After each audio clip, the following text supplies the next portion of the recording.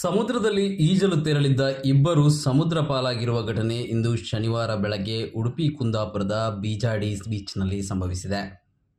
ಸಮುದ್ರ ಪಾಲಾದವರಲ್ಲಿ ಓರ್ವನ ಮೃತದೇಹ ಪತ್ತೆಯಾಗಿದ್ದು ಇನ್ನೋರ್ವನಿಗಾಗಿ ಹುಡುಕಾಟ ನಡೆಯುತ್ತಿದೆ. ಮೃತನನ್ನ ಕುಂದಾಪುರ ಮೂಲದ ಅಜಯ್ ಎಂದು ಗುರುತಿಸಲಾಗಿದೆ. ಬೆಂಗಳೂರು ದಾಸರಹಳ್ಳಿ ನಿವಾಸಿ ಸಂತೋಷ್ ನೀರು ಪಾಲಾಗಿದ್ದು ಈತನಿಗಾಗಿ ಶೋಧ ಕಾರ್ಯ ಮುಂದುವರೆದಿದೆ.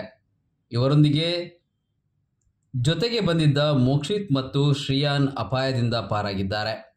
ಮದುವೆ ಕಾರ್ಯಕ್ರಮಕ್ಕೆಂದು ಇಬ್ಬರು ಬೆಂಗಳೂರಿನ ದಾಸರಹಳ್ಳಿಯಿಂದ ಕುಂದಾಪುರಕ್ಕೆ ಬಂದಿದ್ದು ಬೀಜಾಡಿ ಬೀಚ್ ಪಕ್ಕದ ರೆಸಾರ್ಟ್ ಒಂದರಲ್ಲಿ ಉಳಿದುಕೊಂಡಿದ್ದರು ಎನ್ನಲಾಗಿದೆ.